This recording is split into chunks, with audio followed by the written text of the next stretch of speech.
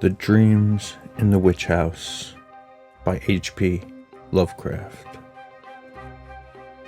Whether the dreams brought on the fever or the fever brought on the dreams, Walter Gilman did not know. Behind everything crouched the brooding, festering horror of the ancient town, and of the moldy, unhallowed garret gable where he wrote and studied and wrestled with figures and formulae when he was not tossing on the meager iron bed. His ears were growing sensitive to a preternatural and intolerable degree, and he had long ago stopped the cheap mantel clock whose ticking had come to seem like a thunder of artillery. At night, the subtle stirring of the black city outside, the sinister scurrying of rats in the wormy partitions, and the creaking of hidden timbers in the sentried house were enough to give him a sense of strident pandemonium. The darkness always teemed with unexplained sound, and yet he sometimes shook with fear lest the noises he heard should subside and allow him to hear certain other fainter noises which he suspected were lurking behind them. He was in the changeless, legend-haunted city of Arkham, with its clustering gambrel roofs that sway and sag over attics where witches hid from the king's men in the dark olden years of the province. Nor was any spot in that city more steeped in macabre memory than the gabled room which harbored him, for it was this house and this room which had likewise harbored old Keziah Mason, whose flight from Salem jail at the last no one was ever able to explain. That was in 1692. The jailer had gone mad and babbled of a small white-fanged furry thing which scuttled out of Keziah's cell, and not even Cotton Mather could explain the curves and angles smeared on the gray stone walls with some red, sticky fluid. Possibly Gilman ought to have studied so hard. Non-Euclidean calculus and quantum physics are enough to stretch any brain, and when one mixes them with folklore and tries to trace a strange background of multidimensional reality behind the ghoulish hints of the Gothic tales and the wild whispers of the chimney corner, one can hardly expect to be wholly free from mental tension. Gilman came from Haverhill, but it was only after he had entered college in Arkham that he began to connect his mathematics with the fantastic legends of elder magic. Something in the air of the hoary town worked obscurely on his imagination. The professors at Miskatonic had urged him to slacken up, and had voluntarily cut down his course at several points. Moreover, they had stopped him from consulting the dubious old books on forbidden secrets that were kept under lock and key in a vault at the university library.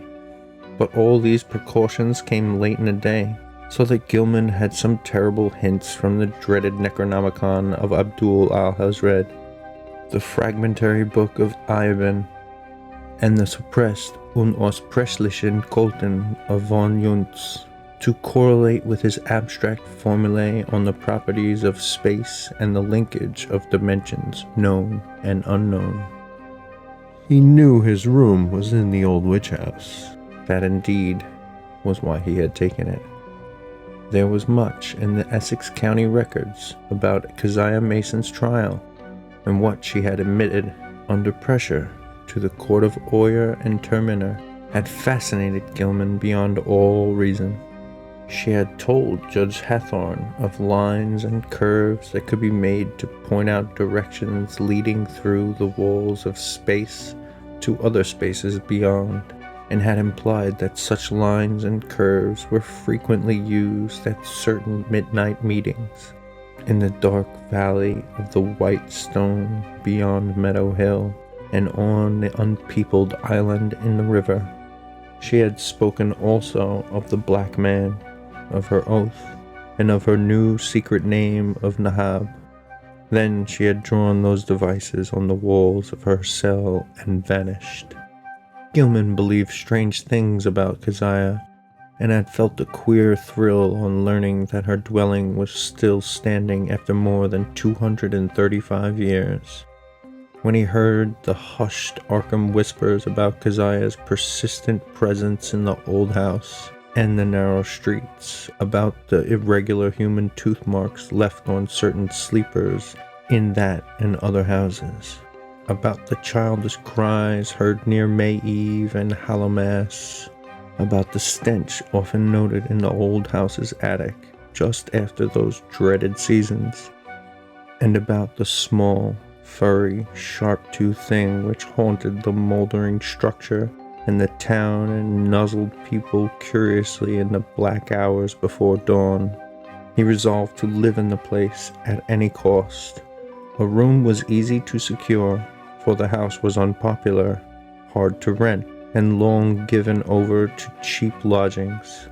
Gilman could not have told what he expected to find there, but he knew he wanted to be in the building, where some circumstance had more or less suddenly given a mediocre old woman of the 17th century an insight into mathematical depths perhaps beyond the utmost modern delvings of Planck, Heisenberg, Einstein, and De Sitter. He studied the timber and plaster walls for traces of cryptic designs at every accessible spot where the paper had peeled, and within a week managed to get the eastern attic room where Keziah was held to have practiced her spells. It had been vacant from the first, for no one had ever been willing to stay there long, but the Polish landlord had grown wary about renting it, yet nothing whatever happened to Gilman till about the time of the fever. No ghostly Keziah flitted through the somber halls and chambers. No small furry thing crept into his dismal eyrie to nuzzle him, and no record of the witch's incantations rewarded his constant search. Sometimes he would take walks through shadowy tangles of unpaved, musty-smelling lanes, where eldritch brown houses of unknown age leaned and tottered and leered mockingly through narrow, small-paned windows.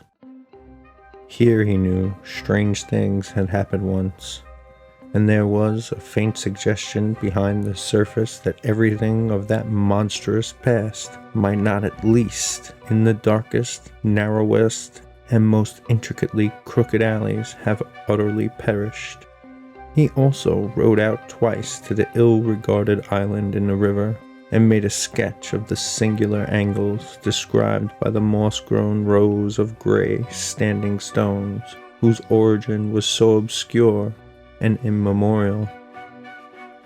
Gilman's room was of good size, but queerly irregular shape, the north wall slanting perceptibly inward from the outer to the inner end, while the low ceiling slanted gently downward in the same direction. Aside from an obvious rat hole and the signs of other stopped-up ones, there was no access, nor any appearance of a former avenue of access to the space which must have existed between the slanting wall and the straight outer wall on the house's north side, though a view from the exterior showed where a window had been boarded up at a very remote date. The loft above the ceiling, which must have had a slanting floor, was likewise inaccessible. When Gilman climbed up a ladder to the cobwebbed level loft above the rest of the attic, he found vestiges of a bygone aperture, tightly and heavily covered with ancient planking and secured by the stout wooden pegs common in colonial carpentry. No amount of persuasion, however, could induce the stolid landlord to let him investigate either of these two closed spaces. As time wore along, his absorption in the irregular wall and ceiling of his room increased, for he began to read into the odd angles a mathematical significance which seemed to offer vague clues regarding their purpose. Old Keziah, he reflected, might have had excellent reasons for living in a room with peculiar angles, for was it not through certain angles that she claimed to have gone outside the boundaries of the world of space we know?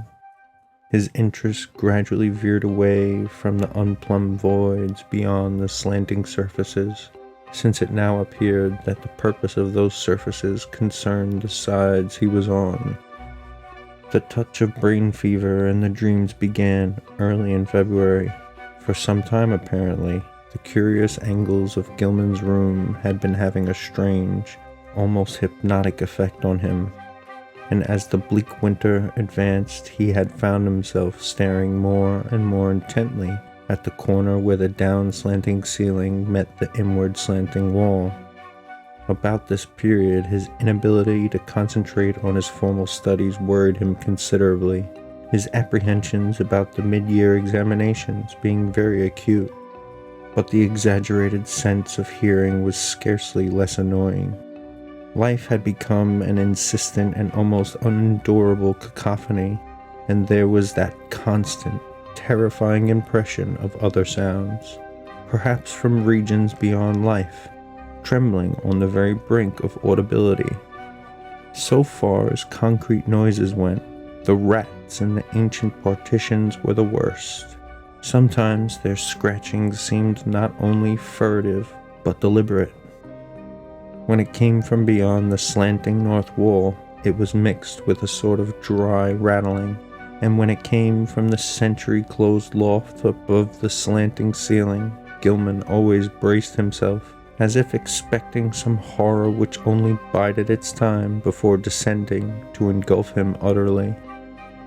The dreams were wholly beyond the pale of sanity, and Gilman felt that they must be a result, jointly, of his studies in mathematics and folklore.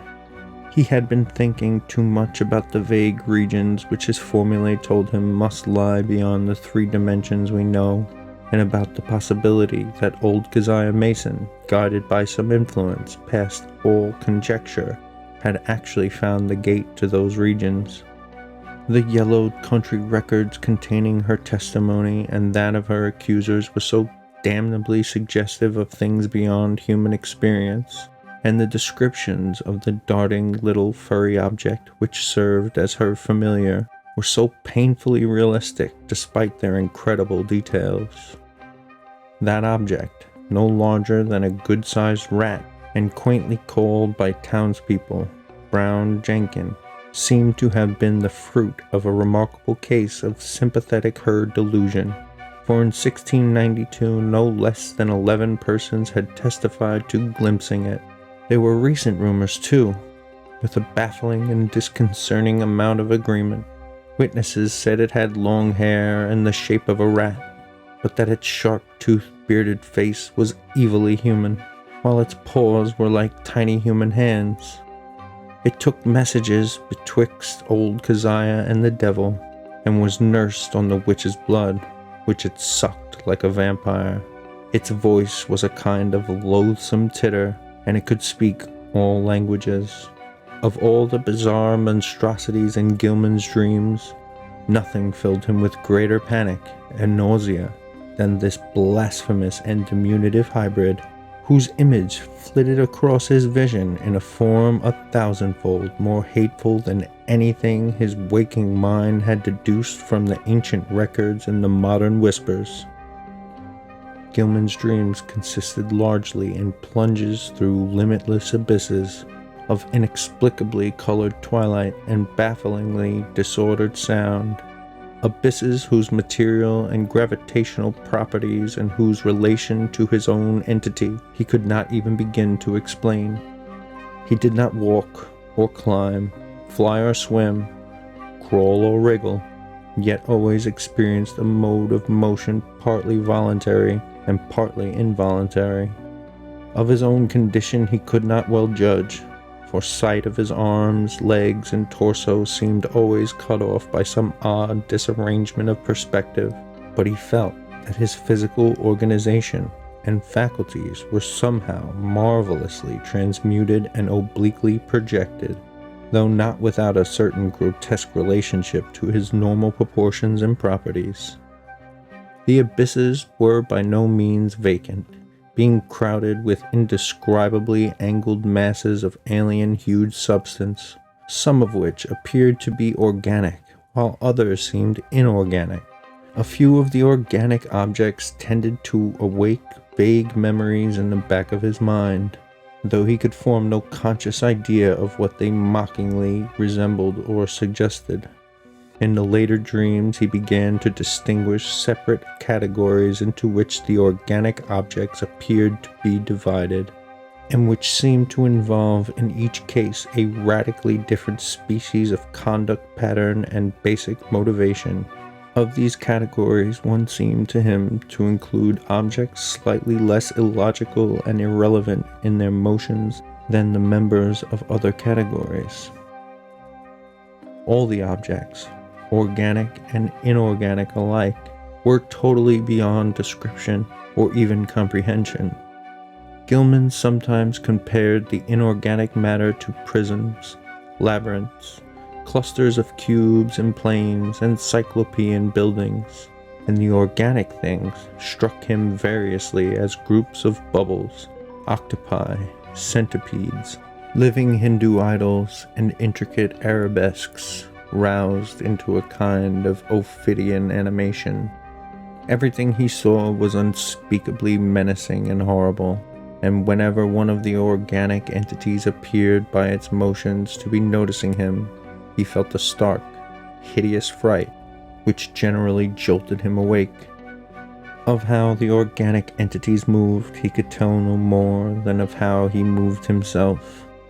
In time, he observed a further mystery, the tendency of certain entities to appear suddenly out of empty space, or to disappear totally with equal suddenness. The shrieking, roaring confusion of sound which permeated the abysses was past all analysis as to pitch, timbre, or rhythm, but seemed to be synchronous with vague visual changes in all the indefinite objects, organic and inorganic alike. Gilman had a constant sense of dread that it might rise to some unbearable degree of intensity during one or another of its obscure, relentlessly inevitable fluctuations. But it was not these vortices of complete alienage that he saw Brown Jenkin. That shocking little horror was reserved for certain lighter, sharper dreams which assailed him just before he dropped into the fullest depths of sleep. He would be lying in the dark fighting to keep awake when a faint, lambent glow would seem to shimmer around the centuried room, showing in a violet mist the convergence of angled planes which had seized his brain so insidiously. The horror would appear to pop out of the rat hole in the corner and patter toward him over the sagging, wide-planked floor with evil expectancy in its tiny, bearded human face. But mercifully, this dream always melted away before the object got close enough to nuzzle him. It had hellishly long, sharp canine teeth. Gilman tried to stop up the rat hole every day, but each night the real tenants of the partitions would gnaw away at the obstruction, whatever it might be. Once he had the landlord nail a tin over it, but the next night the rats gnawed a fresh hole, in making which they pushed or dragged out into the room a curious little fragment of bone. Gilman did not report his fever to the doctor, for he knew he could not pass the examinations if ordered to the college infirmary, when every moment was needed for cramming. As it was, he failed in Calculus D and advanced general psychology, though not without hope of making up lost ground before the end of term. It was in March when the fresh element entered his lighter preliminary dreaming, and the nightmare shape of Brown Jenkin began to be companioned by the nebulous blur which grew more and more to resemble a bent old woman. This addition disturbed him more than he could account for, but finally he decided that it was like an ancient crone whom he had twice actually encountered in the dark tangle of lanes near the abandoned wharves. On those occasions, the evil, sardonic, and seemingly unmotivated stare of the bedlam had set him almost shivering, especially the first time when an overgrown rat darting across the shadowed mouth of a neighboring alley had made him think irrationally of Brown Jenkin. Now he reflected, those nervous fears were being mirrored in his disordered dreams, that the influence of the old house was unwholesome and he could not deny. But traces of his early morbid interests still held him there. He argued that the fever alone was responsible for his nightly fantasies, and that when the touch abated, he would be free from the monstrous visions. Those visions, however, were of absorbing vividness and convincingness, and whenever he awaked, he retained a vague sense of having undergone much more than he remembered. He was hideously sure that in unrecalled dreams he had talked with both Brown Jenkin and the old woman, and that they had been urging him to go somewhere with them and meet a third being of greater potency. Toward the end of March, he began to pick up in his mathematics, though the other studies bothered him increasingly. He was getting an intuitive knack for solving Riemannian equations, and astonished Professor Upham by his comprehension of fourth-dimensional and other problems which had floored all the rest of the class. One afternoon there was a discussion of possible freakish curvatures in space, and of theoretical points of approach or even contact between our part of the cosmos and various other regions as distant as the farthest stars, or the transgalactic gulfs themselves, or even as fabulously remote as the tentatively conceivable cosmic units beyond the whole Einsteinian space-time continuum. Gilman's handling of this theme filled everyone with admiration, even though some of his hypothetical illustrations caused an increase in the always plentiful gossip about his nervous and solitary eccentricity. What made the students shake their heads was his sober theory that a man might, given mathematical knowledge admittedly beyond all likelihood of human acquirement, step deliberately from Earth to any other celestial body, which might lie at one of an infinity of specific points in the cosmic pattern. Such a step, he said, would require only two stages. First, a passage out of the three-dimensional sphere we know, and second, a passage back to the three-dimensional sphere at another point, perhaps one of infinite remoteness. That this could be accomplished without loss of life was in many cases conceivable. Any being from any part of three-dimensional space could probably survive in the fourth dimension, and its survival of the second stage would depend upon what alien part of three-dimensional space it might select for its re-entry. Denizens of some planets might be able to live on certain others, even planets belonging to other galaxies, or to similar dimensional phases of other space-time continua, though of course there must be vast numbers of mutually uninhabitable, even though mathematically juxtaposed bodies or zones of space.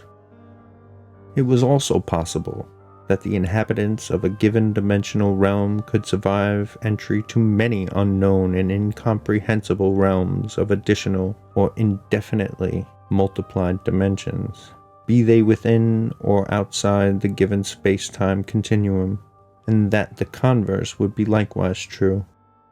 This was a matter for speculation, though one could be fairly certain that the type of mutation involved in a passage from any given dimensional plane to the next higher one would not be destructive of biological integrity as we understand it. Gilman could not be very clear about his reasons for this last assumption, but his haziness here was more than overbalanced by his clearness on other complex points.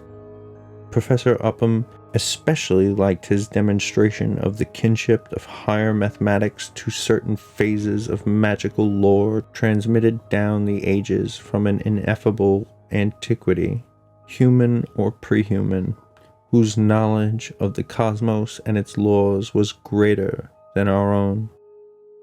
Around April 1st, Gilman worried considerably because his slow fever did not abate. He was also troubled by what some of his fellow lodgers said about his sleepwalking. It seemed that he was often absent from his bed, and that the creaking of his floor at certain hours of the night was remarked by a man in the room below. This fellow also spoke of hearing the tread of shod feet in the night, but Gilman was sure he must have been mistaken in this, since shoes as well as other apparel were always precisely in place in the morning. One could develop all sorts of oral delusions in the morbid old house, for did not Gilman himself, even in daylight, now feel certain that noises other than rat scratching came from the black voids beyond the slanting wall and above the slanting ceiling? His pathologically sensitive ears began to listen for faint footfalls in the immemorially sealed loft overhead, and sometimes the illusion of such things was agonizingly realistic. However, he knew that he had become a somnambulist, for twice at night his room had been found vacant, though with all his clothing in place. Of this he had been assured by Frank Elwood, the one fellow student whose poverty forced him to room in this squalid and unpopular house.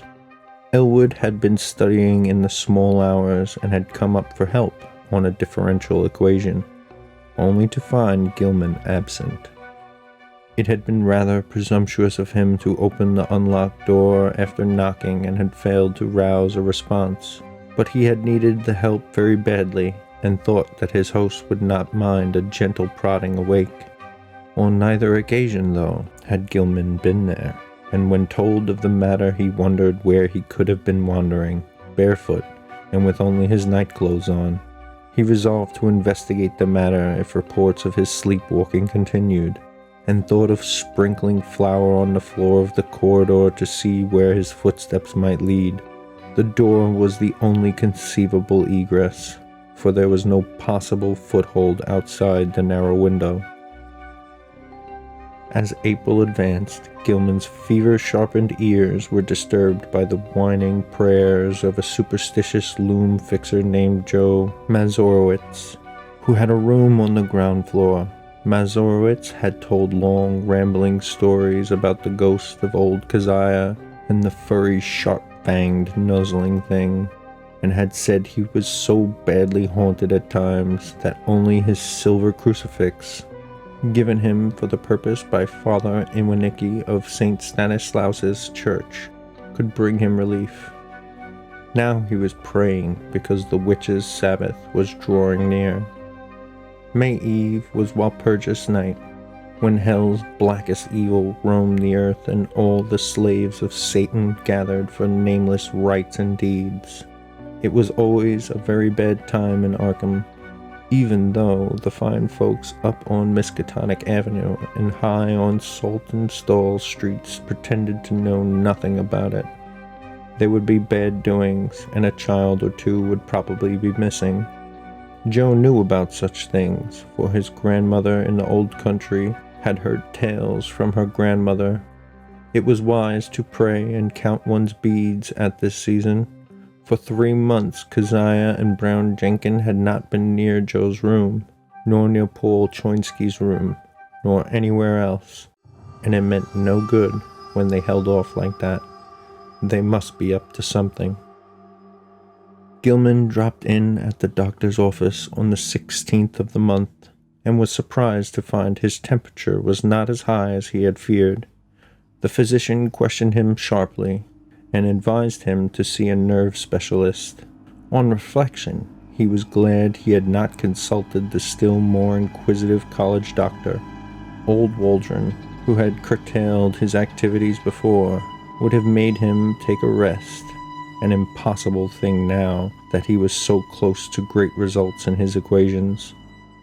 He was certainly near the boundary between the known universe and the fourth dimension, and who could say how much farther he might go? But even as these thoughts came to him, he wondered at the source of his strange confidence. Did all of this perilous sense of imminence come from the formulae on the sheets he had covered day by day, or the soft, stealthy, imaginary footsteps in the sealed loft above were unnerving? And now, too, there was a growing feeling that somebody was constantly persuading him to do something terrible, which he could not do. How about the somnambulism? Where did he go sometimes in the night? And what was that faint suggestion of sound which once in a while seemed to trickle through the confusion of identifiable sounds, even in broad daylight and full wakefulness? Its rhythm did not correspond to anything on earth, unless perhaps to the cadence of one or two unmentionable Sabbath chants, and sometimes he feared it corresponded to certain attributes of the vague shrieking or roaring in those wholly alien abysses of dream. The dreams were meanwhile getting to be atrocious. In the lighter preliminary phase, the evil old woman was now of fiendish distinctness, and Gilman knew she was the one who had frightened him in the slums. Her bent back, long nose, and shriveled chin were unmistakable, and her shapeless brown garments were like those he remembered. The expression on her face was one of hideous malevolence and exultation, and when he awaked he could recall a croaking voice that persuaded and threatened.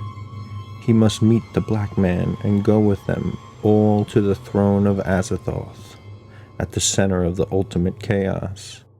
That was what she said. He must sign the book of Azathoth in his own blood, and take a new secret name now that his independent delvings had gone so far. What kept him from going with her and Brown Jenkin and the other to the throne of chaos, where the thin flutes piped mindlessly, was the fact that he had seen the name Azathoth in the Necronomicon, and knew it stood for a primal evil too horrible for description. The old woman always appeared out of thin air near the corner where the downward slant met the inward slant. She seemed to crystallize at a point closer to the ceiling than to the floor, and every night she was a little nearer and more distinct before the dream shifted. Brown Jenkin, too, was always a little nearer at the last, and its yellowish-white fangs glistened shockingly in that unearthly violet phosphorescence. Its shrill, loathsome tittering struck more and more into Gilman's head, and he could remember in the morning how it had pronounced the words Azathoth and Nyarlathotep. In the deeper dreams, everything was likewise more distinct, and Gilman felt that the twilight abysses around him were those of the fourth dimension, those organic entities whose motions seemed at least flagrantly irrelevant and unmotivated were probably projections of life forms from our own planet, including human beings. What the others were in their own dimensional sphere or spheres he dared not try to think. Two of the less irrelevantly moving things, a rather large congeries of iridescent prolately spheroidal bubbles and a very much smaller polyhedron of unknown colors and rapidly shifting surface angles, seemed to take notice of him and follow him about or float ahead as he changed position among the tightened prisms, labyrinths, cube and plane clusters and quasi-buildings. And all the while the vague shrieking and roaring waxed louder and louder, as if approaching some monstrous climax of utterly unendurable intensity. During the night of April 19th to the 20th, the new development occurred. Gilman was half involuntarily moving about in the twilight abysses with the bubble mass and a small polyhedron floating ahead when he noticed the peculiarly regular angles formed by the edges of some gigantic neighboring prism clusters. In another second, he was out of the abyss and standing tremulously on a rocky hillside, bathed in intense, diffused green light. He was barefooted and in his nightclothes, and when he tried to walk, discovered that he could scarcely lift his feet. A swirling vapor hid everything but the immediate sloping terrain from sight, and he shrank from the thought of the sounds that might surge out of that vapor. Then he saw the two shapes laboriously crawling toward him, the old woman and the little furry thing.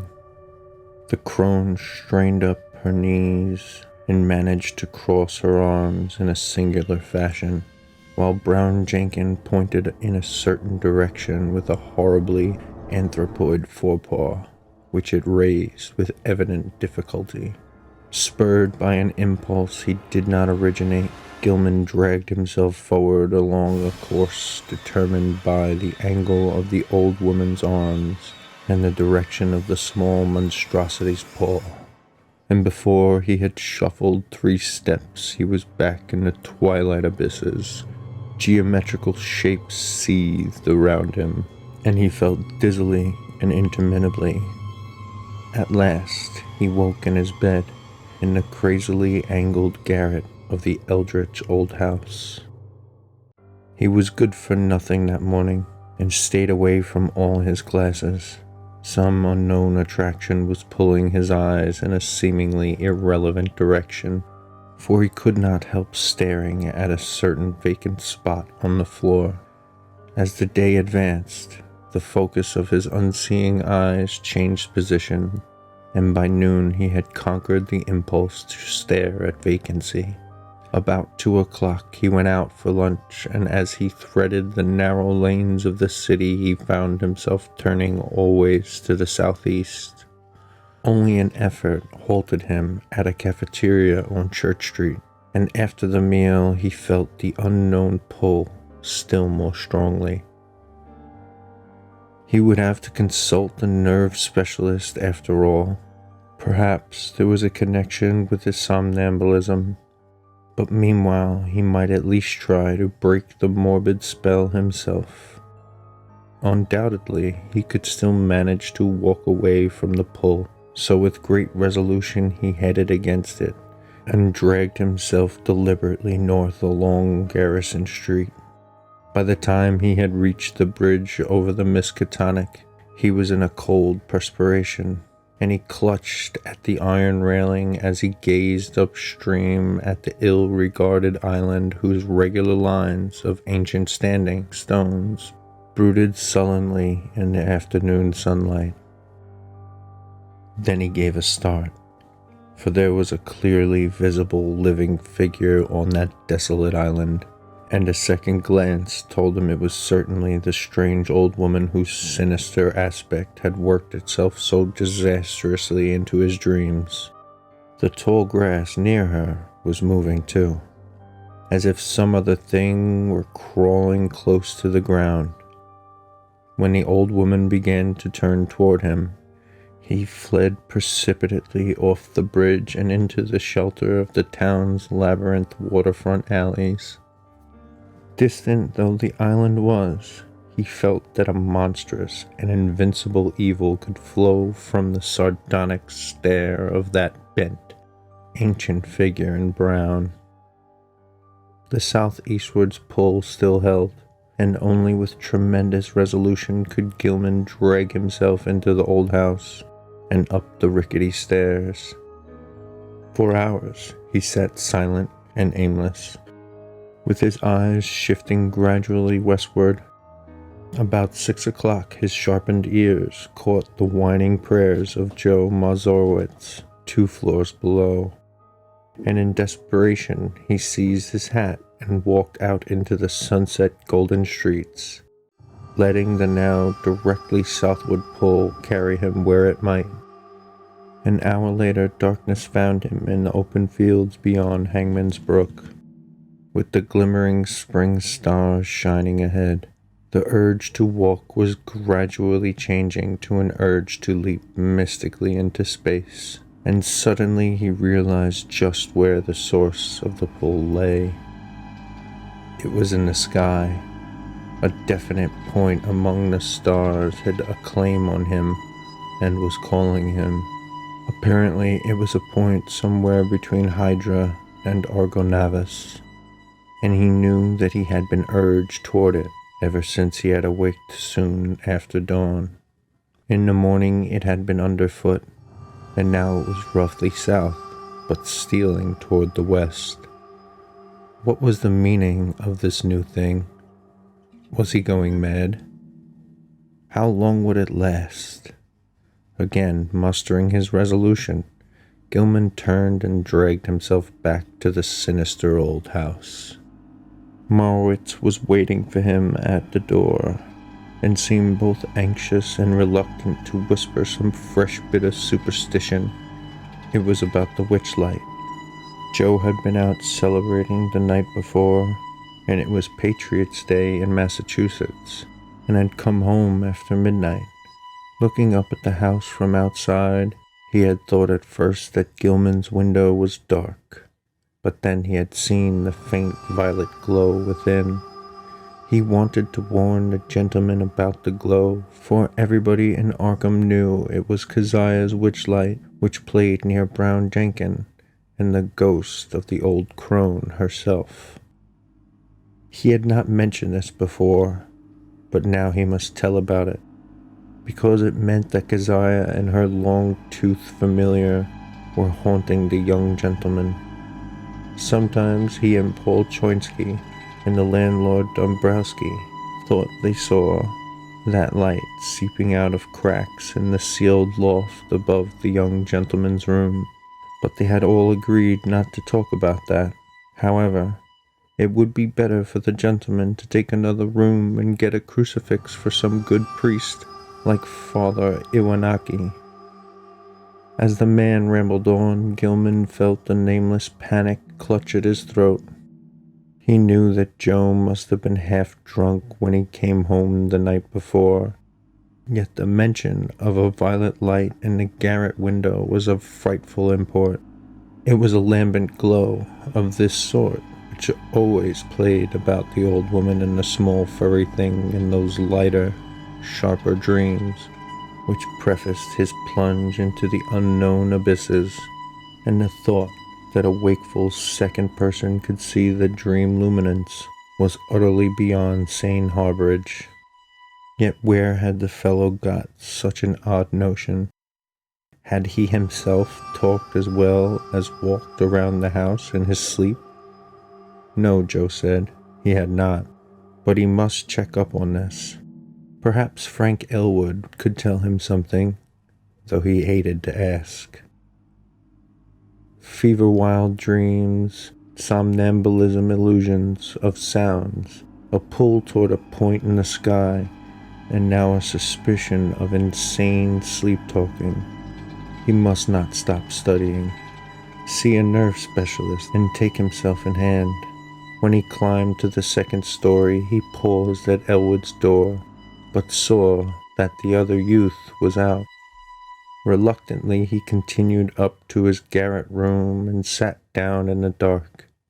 His gaze was still pulled to the southward, but he always found himself listening intently for some sound in the closed loft above, and half imagining that an evil violet light seeped down through an infinitesimal crack in the low, slanting ceiling. That night as Gilman slept, the violet light broke upon him with heightened intensity, and the old witch and small furry thing, getting closer than ever before, mocked him with inhuman squeals and devilish gestures. He was glad to sink into the vaguely roaring twilight abysses, though the pursuit of that iridescent bubble congeries and that kaleidoscopic little polyhedron was menacing and irritating. Then came the shift as vast converging planes of a slippery-looking substance loomed above and below him, a shift which ended in a flash of delirium and a blaze of unknown alien light, in which yellow, carmine, and indigo were madly and inexorably blended. He was half lying on a high, fantastically balustraded terrace above a boundless jungle of outlandish, incredible peaks, balanced plains, domes, minarets, horizontal discs poised on pinnacles, and numberless forms of still greater wildness, some of stone and some of metal, which glittered gorgeously in the mixed, almost blistering glare from a polychromatic sky. Looking upward, he saw 3 stupendous discs of flame, each of a different hue, and at a different height above an infinitely distant curving horizon of low mountains. Behind him, tiers of higher terraces towered aloft as far as he could see. The city below stretched away to the limits of vision, and he hoped that no sound would well up from it.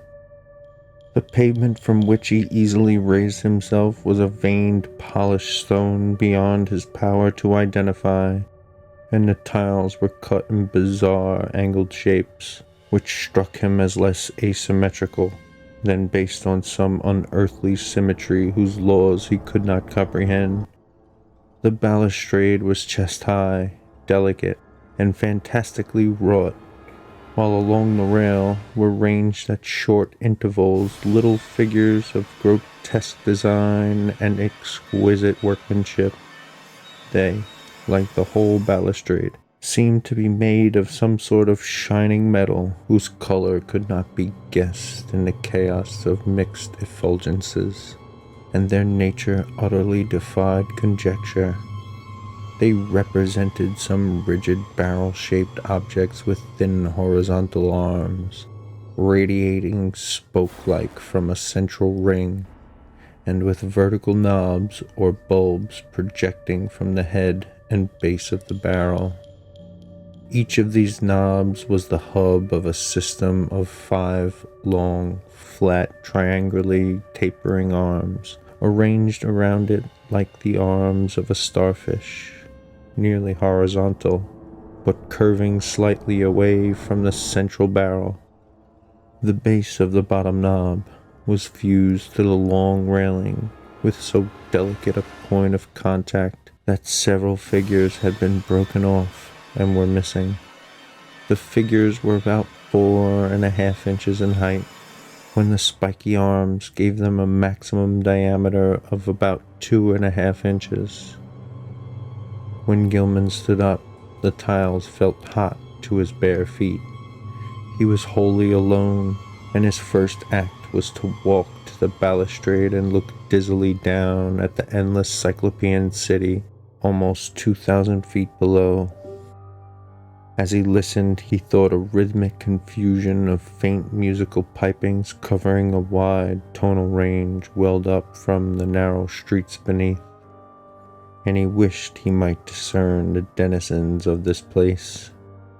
The sight turned him giddy after a while, so that he would have fallen to the pavement had he not clutched instinctively at the lustrous balustrade.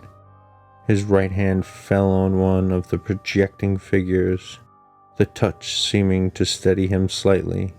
It was too much, however, for the exotic delicacy of the metalwork, and the spiky figure snapped off under his grasp. Still half dazed, he continued to clutch it as his hand seized a vacant space on the smooth railing. But now his oversensitive ears caught something behind him, and he looked back across the level terrace.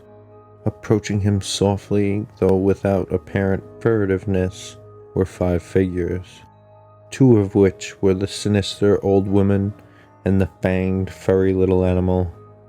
The other 3 were what sent him unconscious, for they were living entities about 8 feet high, shaped precisely like the spiky images on the balustrade, and propelling themselves by a spider-like wriggling of their lower set of starfish arms. Gilman awoke in his bed, drenched by a cold perspiration, and with a smarting sensation in his face, hands, and feet. Springing to the floor, he washed and dressed in a frantic haste, as if it were necessary for him to get out of the house as quickly as possible. He did not know where he wished to go, but felt that once more he would have to sacrifice his classes. The odd pull toward that spot in the sky between Hydra and Argo had abated, but another of even greater strength had taken its place. Now he felt he must go north, infinitely north. He dreaded to cross the bridge that gave a view of the desolate island in the Miskatonic, so he went over the Peabody Avenue Bridge. Very often he stumbled, for his eyes and ears were chained to an extremely lofty point in the blank blue sky. After about an hour, he got himself better under control, and saw that he was far from the city.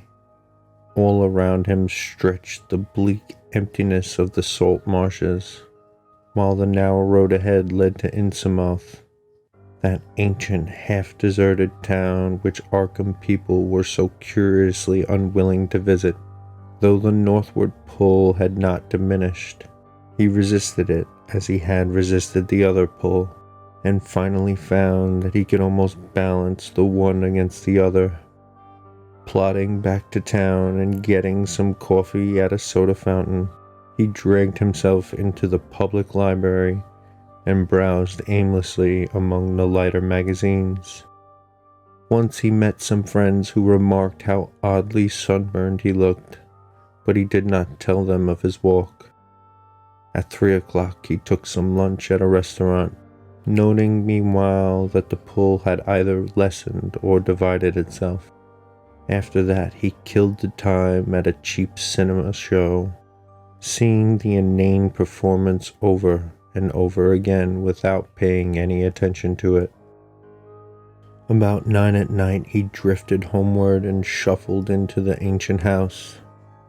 Joe Mazurowitz was whining unintelligible prayers, and Gilman hastened up to his own garret chamber without pausing to see if Elwood was in. It was when he turned on the feeble electric light that the shock came. At once he saw there was something on the table which did not belong there, and a second look left no room for doubt. Lying on its side, for it could not stand up alone, was the exotic, spiky figure which in his monstrous dream he had broken off the fantastic balustrade. No detail was missing. The rigid barrel-shaped center, the thin radiating arms, the knobs at each end, and the flat, slightly outward curving starfish arms spreading from those knobs, all were there. In the electric light, the color seemed to be a kind of iridescent gray, veined with green, and Gilman could see amidst his horror and bewilderment that one of the knobs ended in a jagged break, corresponding to its former point of attachment to the dream railing. Only his tendency toward a dazed stupor prevented him from screaming aloud. This fusion of dream and reality was too much to bear. Still dazed, he clutched at the spiky thing and staggered downstairs to the landlord Dombrowski's quarters. The whining prayers of the superstitious loom fixer were still sounding through the moldy halls, but Gilman did not mind them now. The landlord was in, and greeted him pleasantly. No, he had not seen that thing before, and did not know anything about it. But his wife had said she found a funny tin thing in one of the beds when she fixed the rooms at noon, and maybe that was it. Dombrowski called her, and she waddled in. Yes, that was the thing. She had found it in the young gentleman's bed, on the side next to the wall. It had looked very queer to her, but of course the young gentleman had lots of queer things in his room. Books and curios and pictures and markings on paper.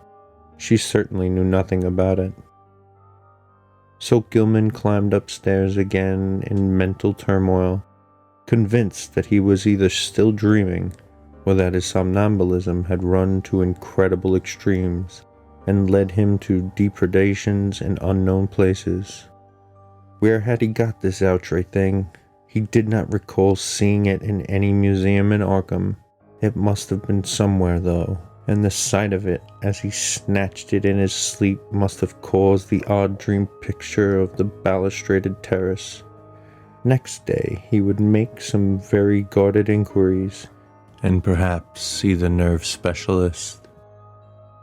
Meanwhile, he would try to keep track of his somnambulism.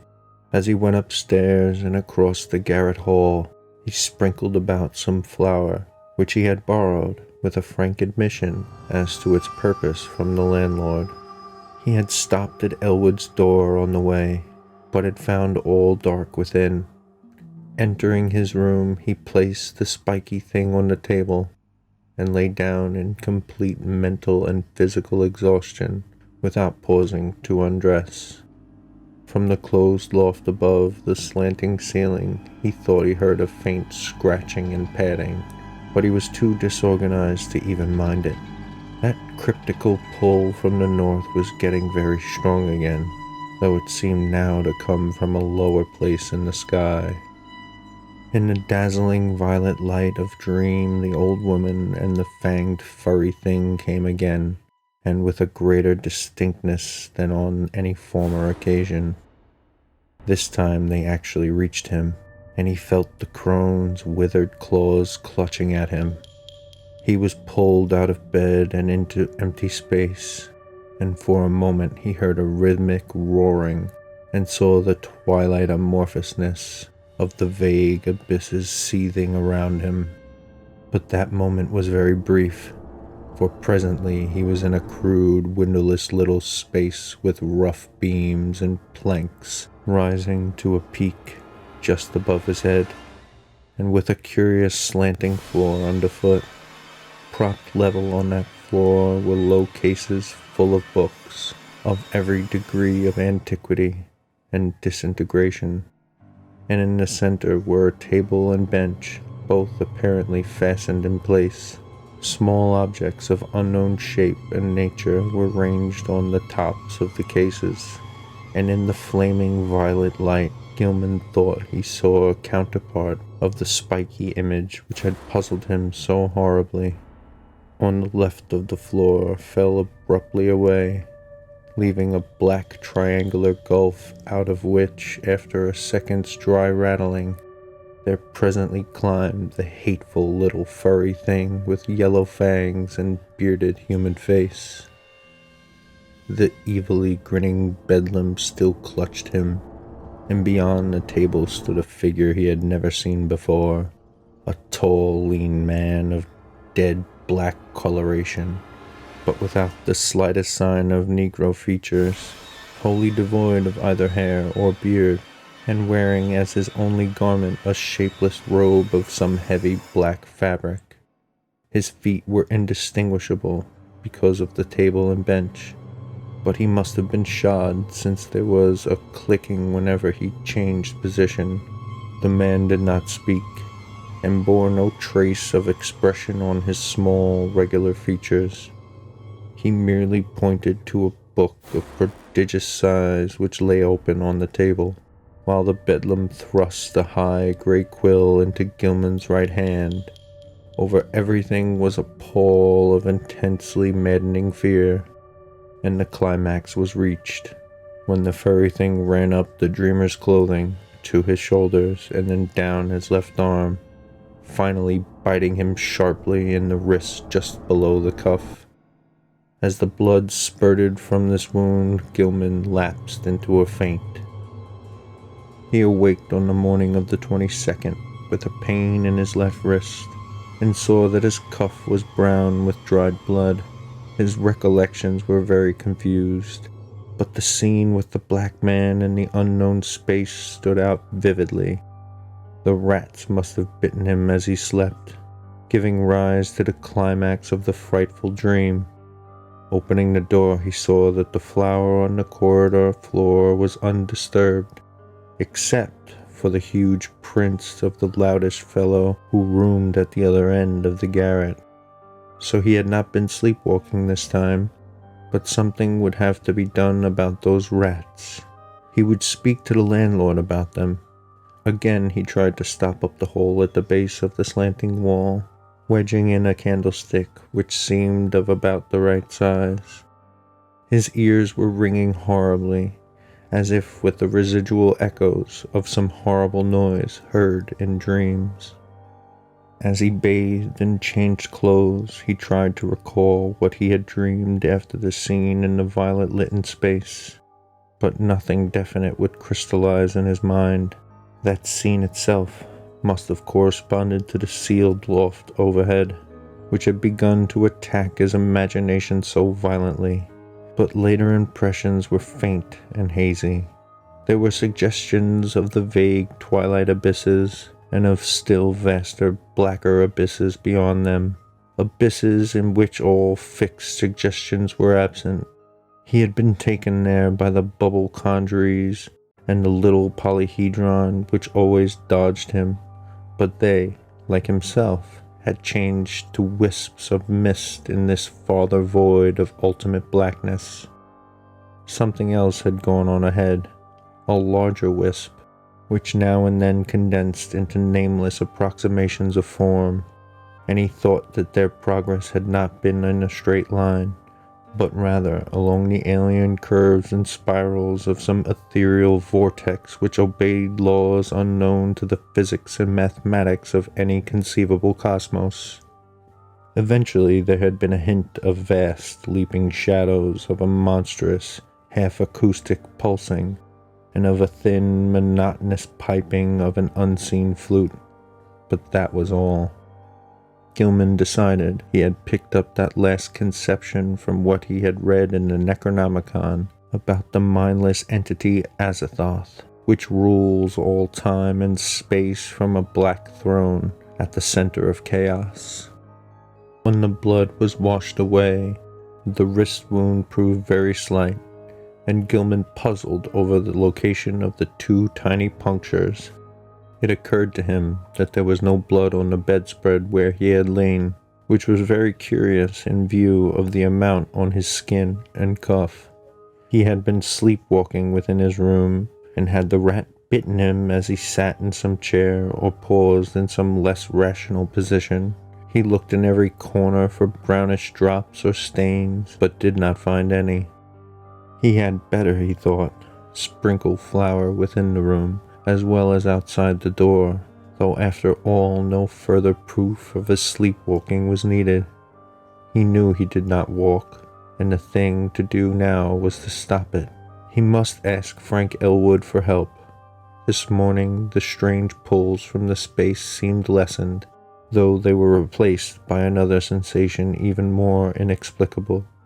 It was a vague, insistent impulse to fly away from his present situation, but held not a hint of the specific direction in which he wished to fly.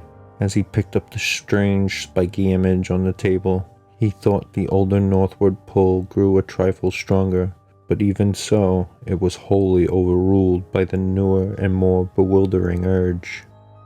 He took the spiky image down to Elwood's room, steeling himself against the whines of the loom fixer, which welled up from the ground floor.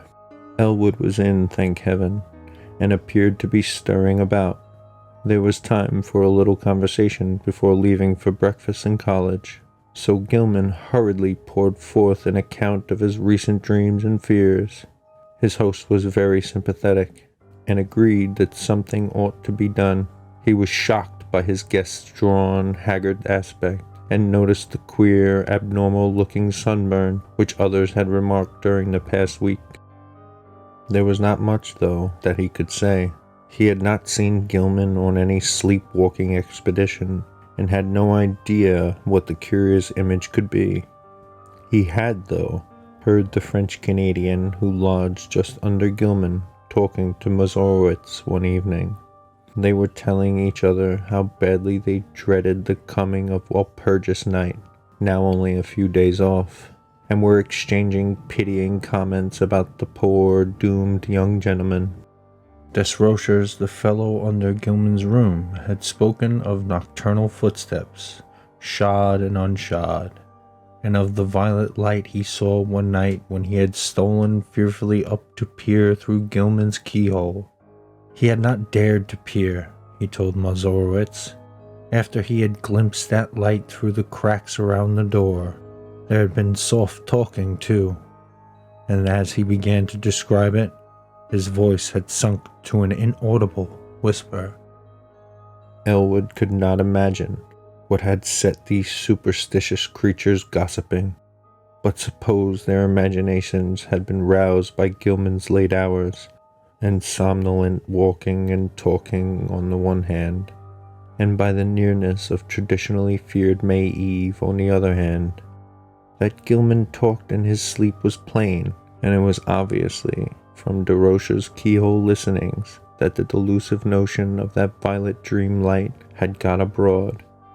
These simple people were quick to imagine they had seen any odd thing they had heard about.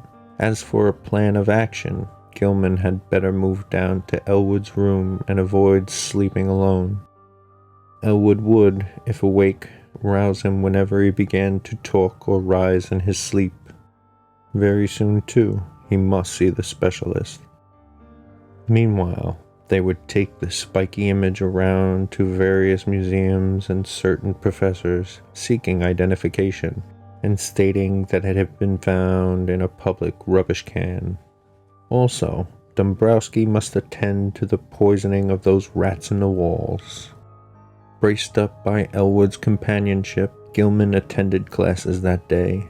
Strange urges still tugged at him, but he could not sidetrack them with considerable success.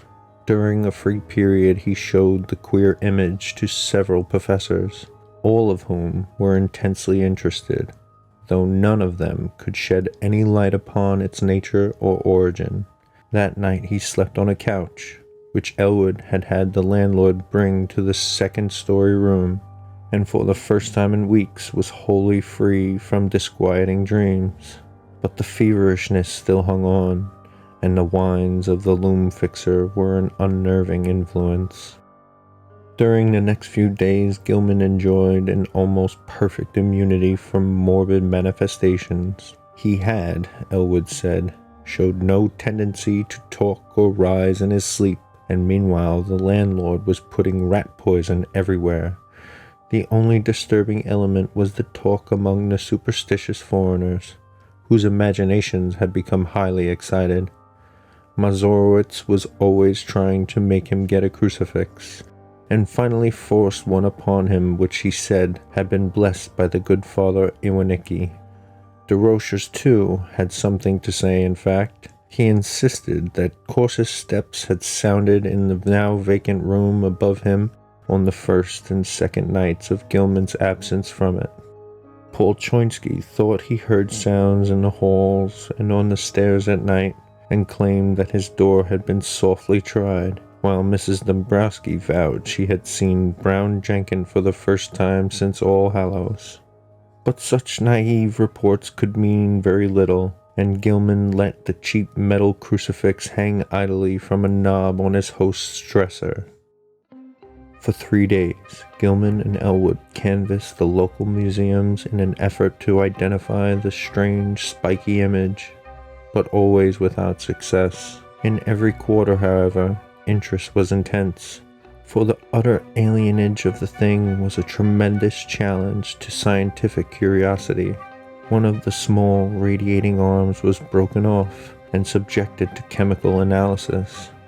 Professor Ellery found platinum, iron, and tellurium in the strange alloy, but mixed with these were at least 3 other apparent elements of high atomic weight, which chemistry was absolutely powerless to classify. Not only did they fail to correspond with any known element, but they did not even fit the vacant places reserved for probable elements in the periodic system. The mystery remains unsolved to this day, though the image is on exhibition at the Museum of Miskatonic University. On the morning of April 27th, a fresh rat hole appeared in the room where Gilman was a guest, but Dombrowski tinned it up during the day. The poison was not having much effect, for scratchings and scurryings in the walls were virtually undiminished. Elwood was out late that night, and Gilman waited up for him. He did not wish to go to sleep in a room alone, especially since he thought he had glimpsed in the evening twilight the repellent old woman whose image had become so horribly transferred to his dreams. He wondered who she was, and what had been near her rattling the tin can in a rubbish heap at the mouth of a squalid courtyard. The crone had seemed to notice him and leer evilly at him, though perhaps this was merely his imagination. The next day both youths felt very tired, and knew they would sleep like logs when night came. In the evening they drowsily discussed the mathematical studies which had so completely and perhaps harmfully engrossed Gilman, and speculated about the linkage with ancient magic and folklore which seemed so darkly probable. They spoke of old Keziah Mason, and Elwood agreed that Gilman had good scientific grounds for thinking she might have stumbled on strange and significant information. The hidden cults to which these witches belonged often guarded and handed down surprising secrets from elder forgotten aeons.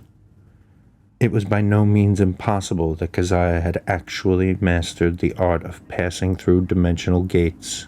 Tradition emphasizes the uselessness of material barriers in halting a witch's notions, and who can say what underlies the old tales of broomstick rides through the night?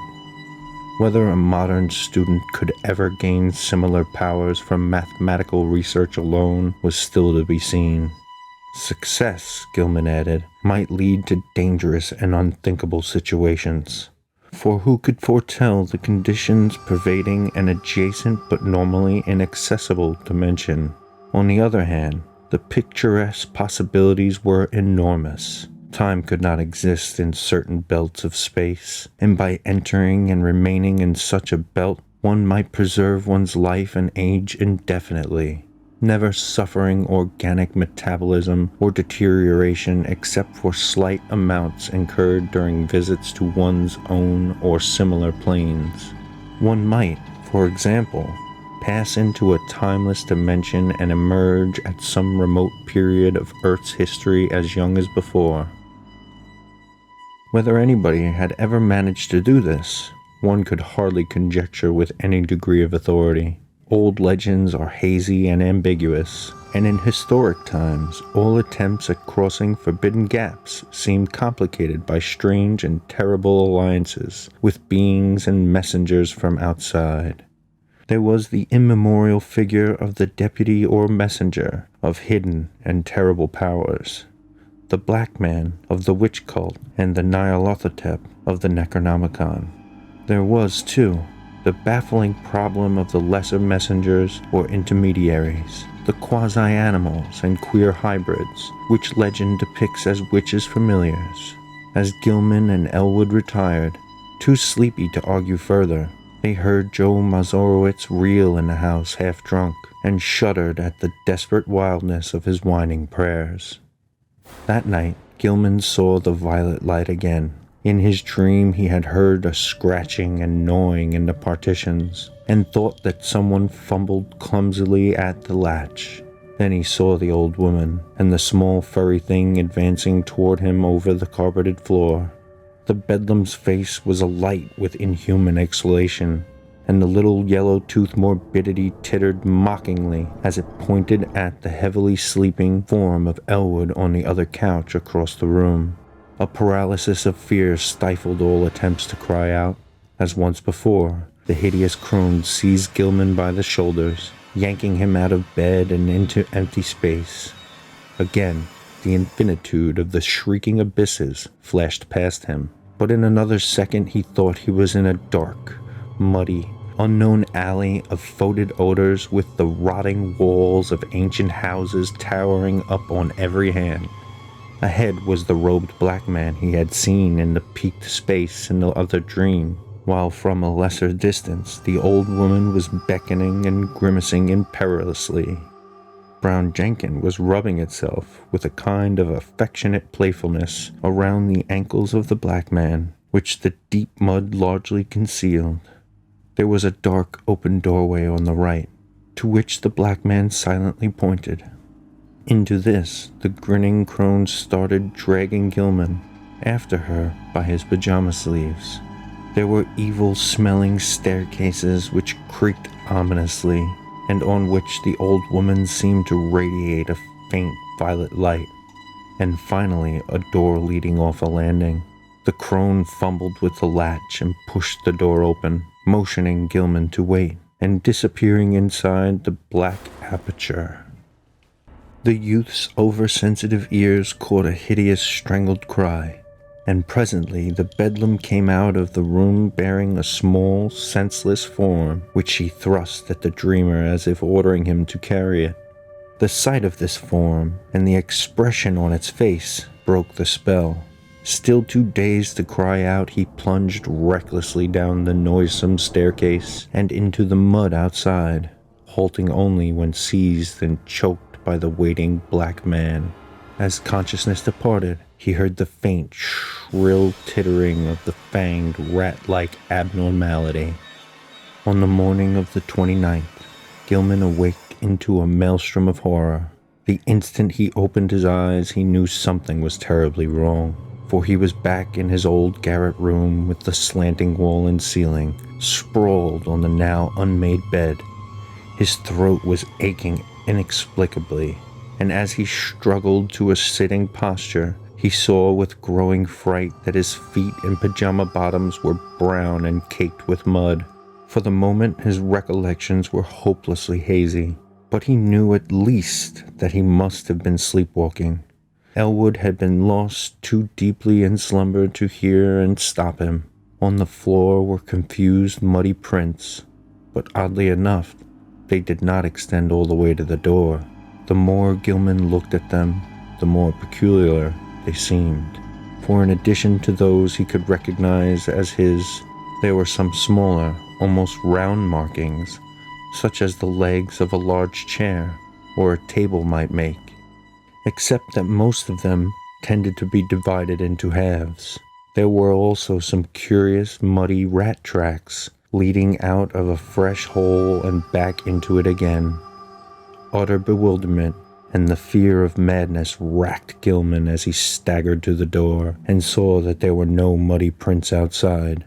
The more he remembered of his hideous dream, the more terrified he felt, and it added to his desperation to hear Joe Mazurowitz chanting mournfully 2 floors below. Descending to Elwood's room, he roused his still sleeping host and began telling of how he had found himself. But Elwood could form no idea of what might really have happened, where Gilman could have been, how he got back to his room without making tracks in the hall, and how the muddy, furniture-like prints came to be mixed with his in the garret chamber, were wholly beyond conjecture. Then there were those dark, livid marks on his throat, as if he had tried to strangle himself. He put his hands up to them, but found that they did not even approximately fit. While they were talking, DeRochers dropped in to say that he had heard a terrific clattering overhead in the dark, small hours.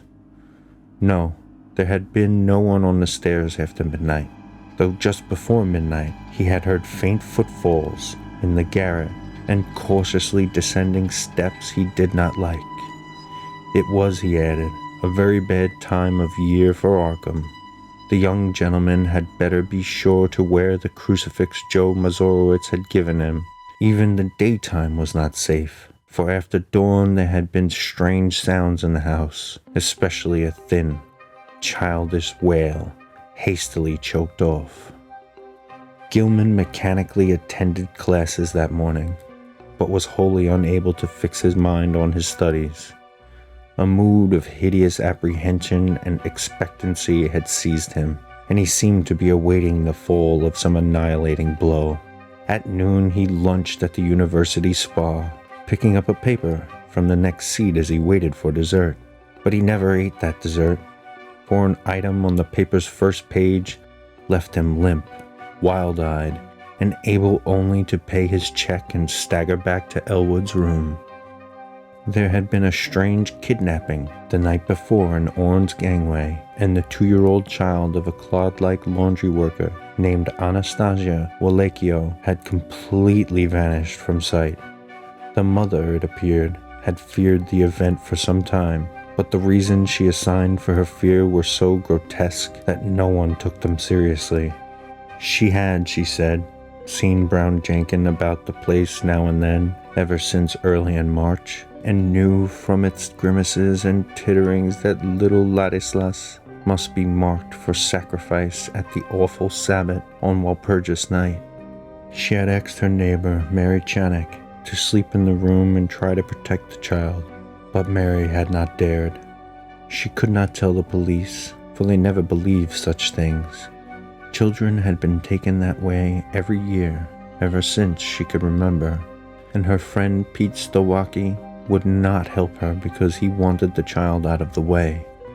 But what threw Gilman into a cold perspiration was the report of a pair of revelers who had been walking past the mouth of the gangway just after midnight. They admitted they had been drunk, but both vowed they had seen a crazily dressed trio furtively entering the dark passageway. There had, they said, been a huge robed Negro, a little old woman in rags, and a young white man in his nightclothes. The old woman had been dragging the youth, while around the feet of the Negro a tame rat was rubbing and weaving in the brown mud. Gilman sat in a daze all that afternoon, and Elwood, who had meanwhile seen the papers and formed terrible conjectures from them, found him thus when he came home. This time neither could doubt but that something hideously serious was closing in around them. Between the phantasms of nightmare and the realities of the objective world, a monstrous and unthinkable relationship was crystallizing, and only stupendous vigilance could avert still more direful developments. Gilman must see a specialist sooner or later, but not just now, when all the papers were full of his kidnapping business. Just what had really happened was maddeningly obscure, and for a moment both Gilman and Elwood exchanged whispered theories of the wildest kind. Had Gilman unconsciously succeeded better than he knew in his studies of space and its dimensions? Had he actually slipped outside our sphere to points unguessed and unimaginable, where if anywhere he had been on those nights of demonic alienage? The roaring twilight abysses, the green hillside, the blistering terrace, the pulls from the stars, the ultimate black vortex, the black man, the muddy alley and stairs, the old witch and the fanged furry horror, the bubble conjuries and the little polyhedron, the strange sunburn, the wrist wound, the unexplained image, the muddy feet, the throat marks, the tales and fears of superstitious foreigners. What did all this mean? To what extent the laws of sanity apply to such a case? There was no sleep for either of them that night, but next day they both cut classes and drowsed. This was April 13th, and with the dusk would come the hellish Sabbath time, which all the foreigners and the superstitious old folk feared. Mazurowitz came home at 6 o'clock and said people at the mill were whispering that the Walpurgis revels would be held in the dark ravine beyond Meadow Hill, where the old white stone stands in a place queerly devoid of all plant life. Some of them have even told the police and advised them to look there for the missing Waleko child, but they did not believe anything would be done. Joe insisted that the poor young gentleman wear his nickel-chained crucifix, and Gilman put it on and dropped it inside his shirt to humor the fellow. Late at night, the two youths sat drowsing in their chairs, lulled by the praying of the loom fixer on the floor below. Gilman listened as he nodded, his preternaturally sharpened hearing seeming to strain for some subtle, dreaded murmur beyond the noises in the ancient house. Unwholesome recollections of things in the Necronomicon and the Black Book welled up, and he found himself swaying to infandous rhythms said to pertain to the blackest ceremonies of the Sabbat. and to have an origin outside the time and space we comprehend. Presently, he realized he was listening for the hellish chant of the celebrants in the distant Black Valley. How did he know so much about what they expected? How did he know the time when Nahab and her acolyte were due to bear the brimming bow which would follow the black cock and the black goat? He saw that Elwood had dropped asleep and tried to call out to waken him. Something, however, closed his throat. He was not his own master. Had he signed the black man's book, after all? Then his fevered, abnormal hearing caught the distant, wind-borne notes. Over miles of hill and field and alley they came, but he recognized them nonetheless. The fires must be lit, and the dancers must be starting in. How could he keep himself from going? What was it that had enmeshed him? Mathematics? Folklore? The house? Old Keziah? Brown Jenkin? And now he saw there was a fresh rat hole in the wall near his couch. Above the distant chanting and the nearer prayers of Joe Mazurowitz came another sound, a stealthy, determined scratching in the partitions. He hoped the electric lights would not go out. Then he saw the fanged, bearded little face in the rat hole. The accursed little face which he at last realized bore such a shocking, mocking resemblance to old Keziah's, and heard the faint fumbling at the door.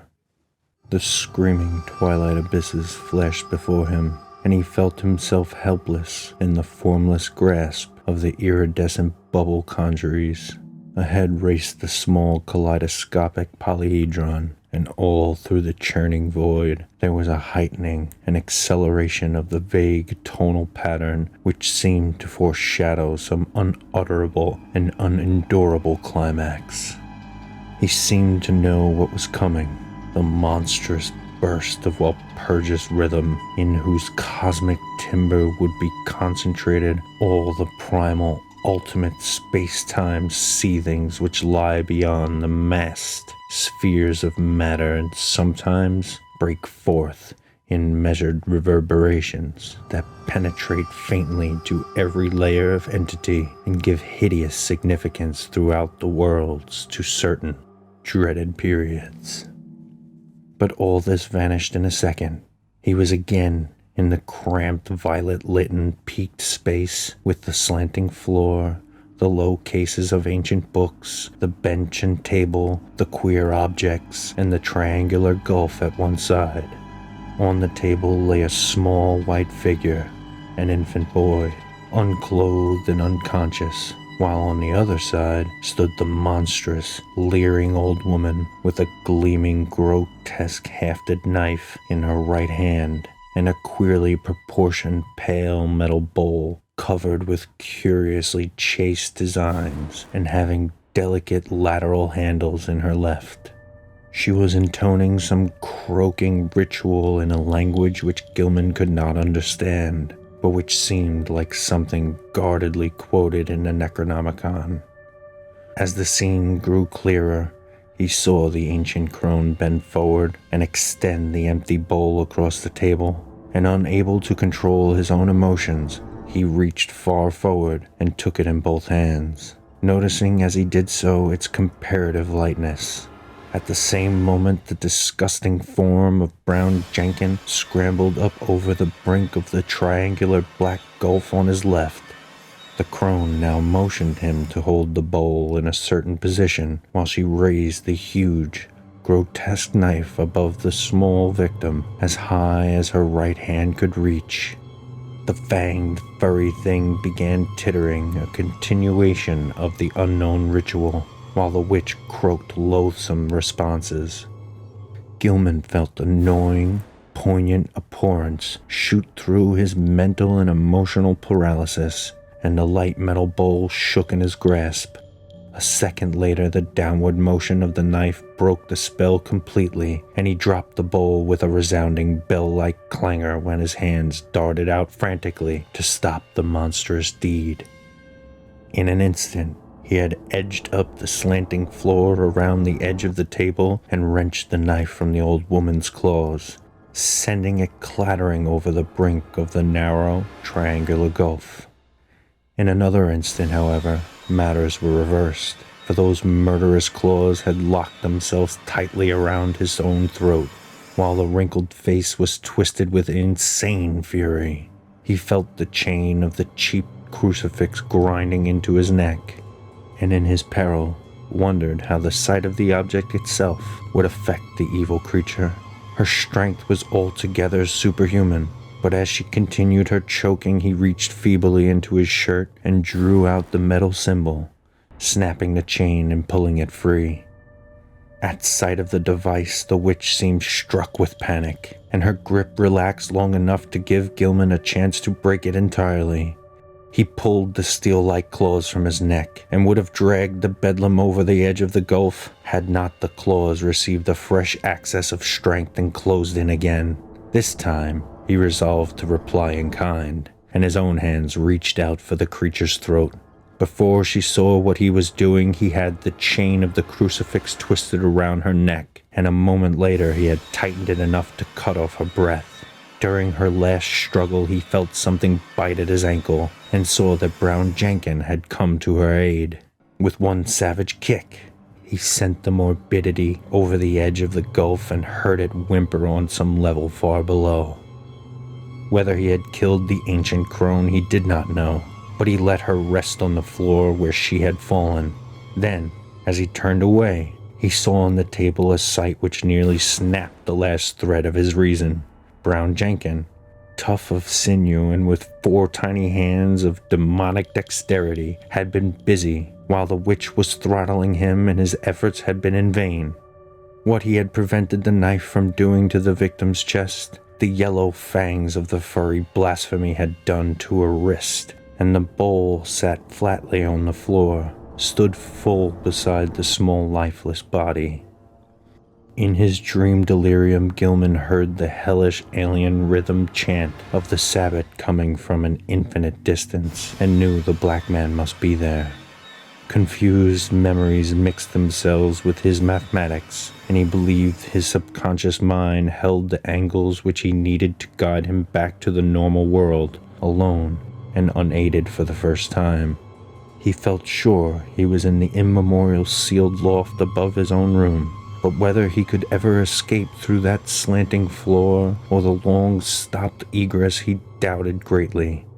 Besides, would not an escape from a dream loft bring him merely into a dream house, an abnormal projection of an actual place he sought? He was wholly bewildered as to the relation betwixt dream and reality in all his experiences.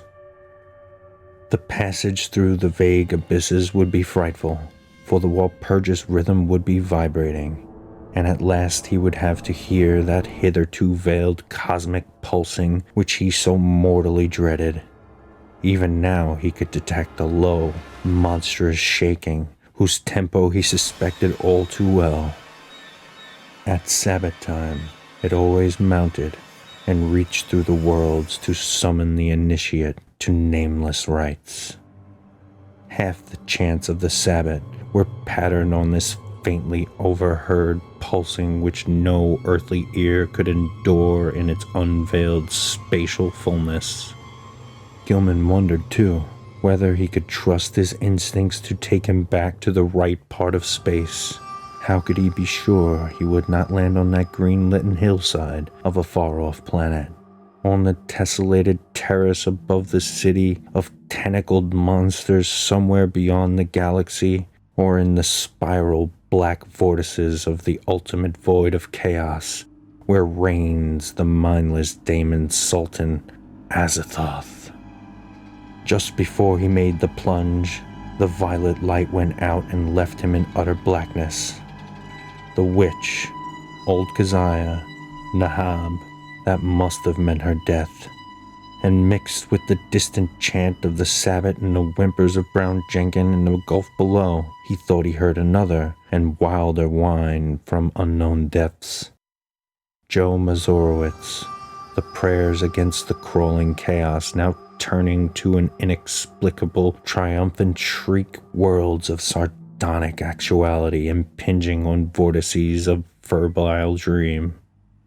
Ia, Shrub Nigaroth. The goat with 1,000 young. They found Gilman on the floor of his queerly angled old garret room long before dawn, for the terrible cry had brought DeRochers and Chonsky and Dombrowski and Mazurowitz at once, and had even wakened the soundly sleeping Elwood in his chair. He was alive, and with open staring eyes, but seemed largely unconscious. On his throat were the marks of murderous hands, and on his left ankle was a distressing rat bite. His clothing was badly rumpled, and Joe's crucifix was missing. Elwood trembled, afraid even to speculate what new form his friend's sleepwalking had taken. Mazurowitz seemed half dazed because of a sign he said he had had in response to his prayers, and he crossed himself frantically when the squealing and whimpering of a rat sounded from beyond the slanting partition. When the dreamer was settled on his couch in Elwood's room, they sent for Dr. Malkowski, a local practitioner who would repeat no tales where they might prove embarrassing, and he gave Gilman 2 hypodermic injections, which caused him to relax in something like natural drowsiness. During the day, the patient regained consciousness at times and whispered his newest dream disjointedly to Elwood. It was a painful process, and at its very start brought out a fresh and disconcerting fact. Gilman, whose ears had so lately possessed an abnormal sensitivity, was now stone deaf. Dr. Malkowski, summoned again in haste, told Elwood that both eardrums were ruptured, as if by the impact of some stupendous sound, intense beyond all human conception or endurance. How such a sound could have been heard in the last few hours without arousing all the Miskatonic Valley was more than the honest physician could say. Elwood wrote his part of the soliloquy on paper, so that a fairly easy communication was maintained. Neither knew what to make of the whole chaotic business, and decided it would be better if they thought as little as possible about it. Both, though, agreed that they must leave this ancient and accursed house as soon as it could be arranged. Evening papers spoke of a police raid on some curious revelers in a ravine beyond Meadow Hill just before dawn, and mentioned that the white stone there was an object of age-long superstitious regard.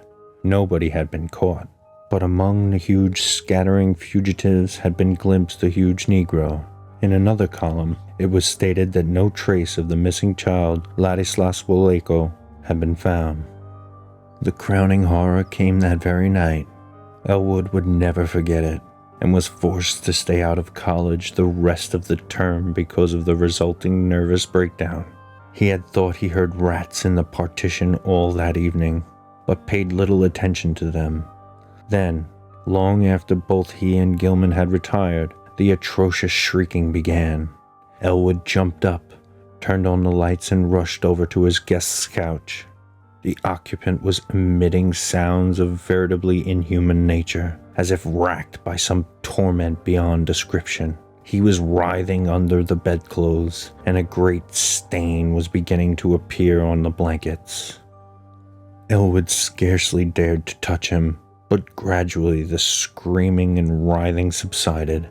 By this time, Dombrowski, Choinsky, DeRochers, Mazurowitz, and the top-floor lodger were all crowding in the doorway, and the landlord had sent his wife back to the telephone for Dr. Malkowski.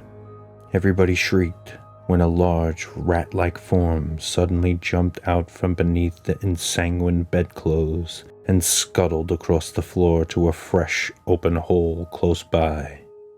When the doctor arrived and began to pull down those frightful covers, Walter Gilman was dead. It would be barbarous to do more than suggest what had killed Gilman. There had been virtually a tunnel through his body. Something had eaten his heart out. Dombrowski, frantic at the failure of his rat-poisoning efforts, cast aside all thought of his lease and within a week had moved with all his older lodgers to a dingy but less ancient house in Walnut Street. The worst thing for a while was keeping Joe Mazurowitz quiet, for the brooding loom fixer would never stay sober and was constantly whining and muttering about spectral and terrible things. It seems that on that last hideous night, Joe had stooped to look at the crimson rat tracks which led from Gilman's couch to the nearby hole. On the carpet they were very indistinct, but a piece of open flooring intervened between the carpet's edge and the baseboard. There, Mazurowitz had found something monstrous, or thought he had, for no one else could quite agree with him, despite the undeniable queerness of the prints. The tracks on the flooring were certainly vastly unlike the average prints of a rat, but even Choinsky and DeRochers would not admit that they were like the prints of 4 tiny human hands. The house was never rented again. As soon as Dombrowski left it, the pall of its final desolation began to descend, for people shunned it, both on account of its old reputation and because of the new fetid odor.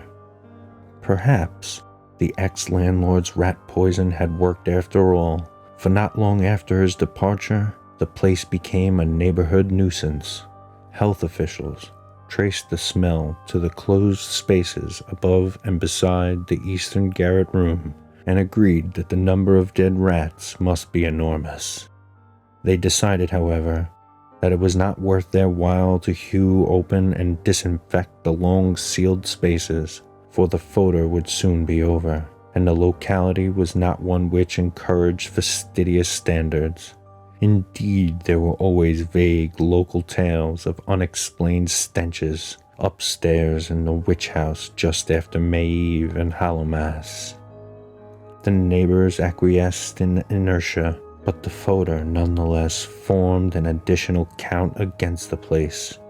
Toward the last, the house was condemned as a habitation by the building inspector. Gilman's dreams and their attendant circumstances have never been explained.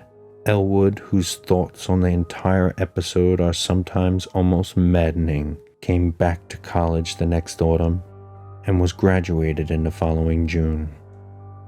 He found the spectral gossip of the town much diminished, and it is indeed a fact that notwithstanding certain reports of a ghostly tittering in the deserted house, which lasted almost as long as that edifice itself, no fresh appearances either of old Keziah or of Brown Jenkin have been muttered of since Gilman's death. It is rather fortunate that Elwood was not in Arkham in that later year when certain events abruptly renewed the local whispers about elder horrors. Of course, he heard about the matter afterward and suffered untold torments of black and bewildered speculation, but even that was not as bad as actual nearness and several possible sights would have been. In March 1931, a gale wrecked the roof and great chimney of the vacant witch house, so that a chaos of crumbling bricks, blackened moss-grown shingles, and rotting planks and timbers crashed down into the loft and broke through the floor beneath. The whole attic story was choked with debris from above, but no one took the trouble to touch the mess before the inevitable raising of the decrepit structure. That ultimate step came in the following December, and it was when Gilman's old room was cleared out by reluctant, apprehensive workmen that the gossip began. Among the rubbish which had crashed through the ancient slanting ceiling were several things which made the workmen pause and call in the police. Later, the police in turn called the coroner and several professors from the university. There were bones, badly crushed and splintered, but clearly recognizable as human, whose manifestly modern date conflicted puzzlingly with the remote period at which their only possible lurking place, the low, slanted-floored loft overhead, had supposedly been sealed from all human access. The coroner's physician decided that some belonged to a small child, while certain others, found mixed with shreds of rotten brownish cloth, belonged to a rather undersized, bent female of advanced years. Careful sifting of debris also disclosed many tiny bones of rats caught in the collapse, as well as older rat bones gnawed by small fangs in a fashion now and then highly productive of controversy and reflection. Other objects found included the mangled fragments of many books and papers, together with a yellowish dust left from the total disintegration of still older books and papers. All without exception appeared to deal with black magic in its most advanced and horrible forms, and the evidently recent date of certain items is still a mystery, as unsolved as that of the modern human bones. An even greater mystery is the absolute homogeneity of the crabbed, archaic writing found on a wide range of papers, whose conditions and watermarks suggest age differences of at least 150 to 200 years. To some, though, the greatest mystery of all is the variety of utterly inexplicable objects. Objects whose shapes, materials, types of workmanship, and purposes baffle all conjecture, found scattered amidst the wreckage in evidently diverse states of injury. One of these things, which excited several Miskatonic professors profoundly, is a badly damaged monstrosity, plainly resembling the strange image which Gilman gave to the college museum, save that it is large, wrought of some peculiar bluish stone instead of metal, and possessed of a singularly angled pedestal with undecipherable hieroglyphics. Archaeologists and anthropologists are still trying to explain the bizarre designs chased on a crushed bowl of light metal whose inner side bore ominous brownish stains when found. Foreigners and credulous grandmothers are still equally garrulous about the modern nickel crucifix, with broken chain mixed in the rubbish, and shiveringly identified by Joe Motzorowitz as that which he had given poor Gilman many years before. Some believe this crucifix was dragged up to the sealed loft by rats, while others think it must have been on the floor in some corner of Gilman's old room at that time. Still others, including Joe himself, have theories too wild and fantastic for sober credence. When the slanting wall of Gilman's room was torn out, the once sealed triangular space between that partition and the house's north wall was found to contain much less structural debris, even in proportion to its size, than the room itself, though it had a ghastly layer of older materials which paralyzed the wreckers with horror. In brief, the floor was a veritable ossuary of the bones of small children, some fairly modern, but others extending back in infinite gradations to a period so remote that crumbling was almost complete. On this deep bony layer rested a knife of great size, obvious antiquity, and grotesque, ornate, and exotic design, above which the debris was piled. In the midst of this debris, wedged between a fallen plank and a cluster of cemented bricks from the ruined chimney, was an object destined to cause more bafflement, veiled fright, and openly superstitious talk in Arkham than anything else discovered in the haunted and accursed building. This object was the partly crushed skeleton of a huge diseased rat, whose abnormalities of form are still a topic of debate and source of singular reticence among the members of Miskatonic's Department of Comparative Anatomy. Very little concerning this skeleton has leaked out, but the workmen who found it whisper in shocked tones about the long brownish hairs with which it was associated. The bones of the tiny paws, it is rumored, imply prehensile characteristics more typical of a diminutive monkey than of a rat, while the small skull with its savage yellow fangs is of the utmost anomalousness. appearing from certain angles like a miniature, monstrously degraded parody of a human skull.